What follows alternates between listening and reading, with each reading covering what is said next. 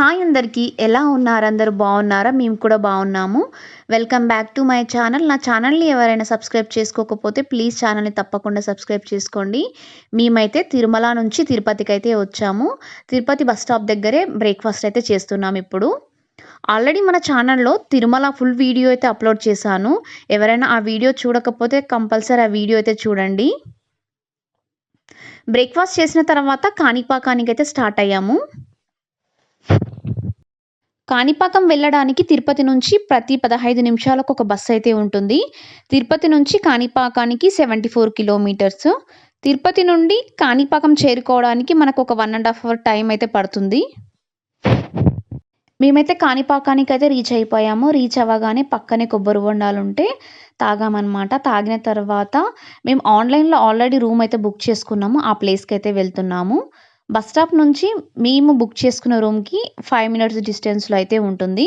మేము రూమ్ వచ్చేసి వినాయక సదన్లో అయితే బుక్ చేసుకున్నాము. ఇప్పుడు మీరు చూస్తున్నారు కదా, ఇదే వినాయక సదన్ అనమాట. టెంపుల్కి బస్ స్టాప్కి చాలా దగ్గరలో ఉంటుంది మనకి ఈ Vinayaka Sadan. Just 5 minutes walkable డిస్టెన్స్లో అయితే ఉంటుంది. ఇప్పుడు మీరు వీడియోలో అయితే చూస్తున్నారు కదా, ఇదే వినాయక సదన్ అనమాట. మనకు నాన్ ఏసీ అవైలబుల్లో ఉంటాయి, ఏసీ రూమ్స్ కూడా అవైలబుల్లో ఉంటాయి. మేమైతే నాన్ ఏసీ అయితే బుక్ చేసుకున్నాము. మేము వెళ్ళింది జనవరిలో కాబట్టి ఎలాగో చల్లగానే ఉంటుందని చెప్పేసి నాన్ ఏసీ అయితే బుక్ చేసుకున్నాము. రైట్ సైడ్ బిల్డింగ్లో వచ్చేసి అన్ని ఏసీ రూమ్స్ అయితే ఉన్నాయి. లెఫ్ట్ సైడ్ బిల్డింగ్లో వచ్చేసి నాన్ ఏసీ రూమ్స్ అయితే ఉన్నాయన్నమాట. ఇప్పుడు మీరు చూస్తున్నారు కదా, ఇవన్నీ ఏసీ రూమ్స్. లెఫ్ట్ సైడ్లో మొత్తం non AC rooms. Left side room దగ్గరనే మనకు ఆఫీస్ కూడా ఉంటుంది. అక్కడ ఆఫీస్కి వెళ్ళేసి మేము ఆన్లైన్లో బుక్ చేసుకున్న డీటెయిల్స్ అన్ని చూపించాము. చూపించిన తర్వాత మాకు రూమ్ అయితే ఇచ్చారు. కీస్ అయితే తీసుకొని మేము రూమ్ దగ్గరికి అయితే వెళ్తున్నాం ఇప్పుడు. ఇప్పుడైతే మీకు రూమ్ అంతా ఎలా ఉందో వీడియోలో అయితే చూపిస్తాను. ఎంట్రీ అవ్వగానే మనకి ఇలా 2 బెడ్స్ అయితే ఉన్నాయి. రూమ్ వచ్చేసి మనం ఆఫ్లైన్లో తీసుకున్నా కూడా రూమ్స్ అయితే దొరుకుతాయట. మేమైతే అక్కడ కనుక్కున్నాము.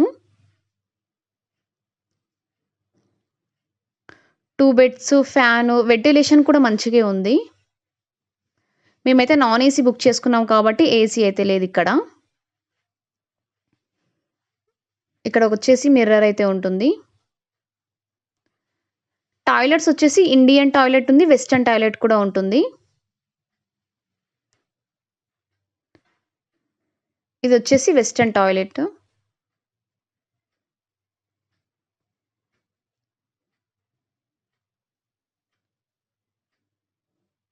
ఇక్కడ ఒక పెద్ద మిర్రర్ అయితే ఉంటుంది. ఇది వచ్చేసి వార్డ్రోబ్. ఇదైతే ఇరిగిపోయిందనమాట. ఈ రూమ్ ప్రైస్ వచ్చేసి 600 రూపీస్ విత్ జిఎస్టీతో కలిపి 630 రూపీస్ అయితే అయింది. రూమ్కి అయితే వచ్చి ఫ్రెష్ అప్ అయిపోయి నెక్స్ట్ అయితే అన్నదాన సత్రం దగ్గరికి అయితే వెళ్తున్నాము. రూమ్ దగ్గర నుంచి టెంపుల్ అయితే వాకబుల్ డిస్టెన్స్లోనే ఉంటుంది. టెంపుల్ దగ్గరకు వచ్చి నెక్స్ట్ అయితే అన్నప్రసాదం దగ్గరికి అయితే వచ్చేసాము. అన్నప్రసాదం టైమింగ్స్ వచ్చేసి ఆఫ్టర్నూన్ 12 o'clock నుంచి 3 o'clock వరకు అయితే పెడతారు. నేనైతే ఈ వీడియో వచ్చేసి జనవరి 2nd రోజు తీసిన వీడియో అనమాట. ఆ రోజు మాకు ఏమేమి పెట్టారో నేను వీడియోలో అయితే చూపిస్తాను ఇప్పుడు మీకు ఫుడ్. వంకాయ కర్రీ, టమాటో పచ్చడి, పప్పు, రసము, పెరుగు అయితే పెట్టారనమాట. తినేసి రూమ్కి అయితే వెళ్ళాము. రూమ్కి అయితే వెళ్ళేసి కాసేపు రెస్ట్ తీసుకొని మళ్ళీ ఫ్రెష్ అప్ అయిపోయి టెంపుల్కి అయితే వెళ్తున్నాం ఇప్పుడు. ఈ టెంపుల్ యొక్క టైమింగ్స్ వచ్చేసి మార్నింగ్ 6:30 to 7:30, 7:30 to 8 అయితే బ్రేక్ ఉంటుంది. మళ్ళీ 8 o'clock నుంచి 9 o'clock వరకు ఉంటుంది. 10 o'clock నుంచి 11 o'clock వరకు ఉంటుంది. 12:30 to 4:30 వరకు ఉంటుంది. ఈవినింగ్ 6:45 నుంచి 9 వరకు అయితే ఉంటుంది. మధ్య మధ్యలో అయితే బ్రేక్స్ అయితే ఉంటాయి. మరీ ఎక్కువ బ్రేక్స్ అయితే ఉండవు. 1 hour, హాఫ్ అన్ అవర్ అలా బ్రేక్స్ అయితే ఉంటాయి. బ్రేక్స్ కూడా ఎందుకు అంటే స్వామివారి నిజరూప దర్శనం అయితే ఉంటుంది. స్వామివారి నిజరూప దర్శనం అంటే ఏంటంటే ఎలాంటి అలంకరణలు లేకుండా ఉంటుంది. దానికైతే 100 రూపీస్ అయితే ఛార్జ్ చేస్తారు. దాని టైమింగ్స్ కూడా ఇప్పుడు మీకు చెప్తాను నేను.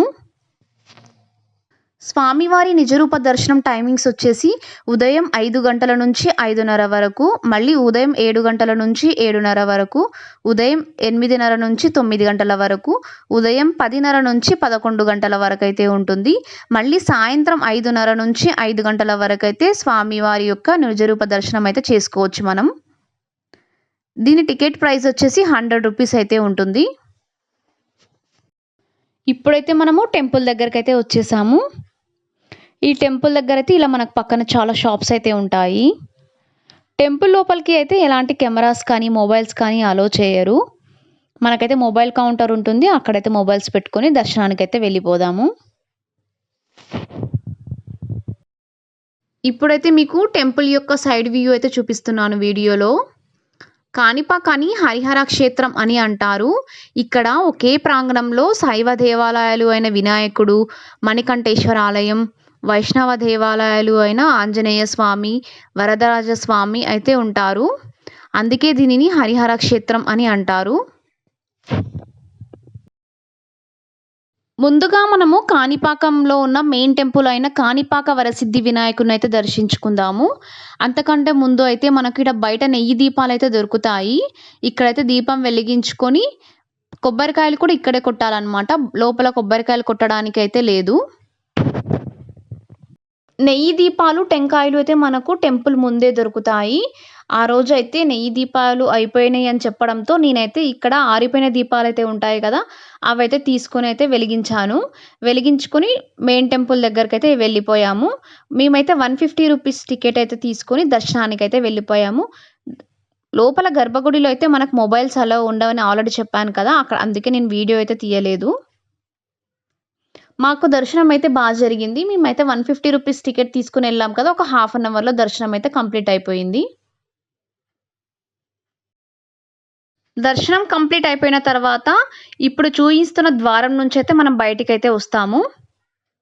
ఈ ద్వారం నుంచి బయటికి వచ్చిన తర్వాత ఆపోజిట్లోనే మనకు ప్రసాదం కౌంటర్ కూడా ఉంటుంది. 2 ప్రసాదాల కౌంటర్లు అయితే ఉంటాయి. ఒకటి ఇక్కడ ఉంటుంది, ఇంకొకటి కొంచెం ముందుకెళ్తే అక్కడ కూడా ఉంటుందన్నమాట. ప్రసాదం కౌంటర్లో ప్రసాదాలు అయితే తీసుకొని మనకు పక్కనే మణికంఠేశ్వర ఆలయం కూడా ఉంటుంది కదా, అక్కడికైతే ఇప్పుడైతే వెళ్ళిపోదాము. ఇప్పుడైతే మేము మణికంఠేశ్వర ఆలయం దగ్గరికి అయితే వచ్చేసాము. ఇక్కడైతే చాలా శిల్పాలు అయితే ఉన్నాయి.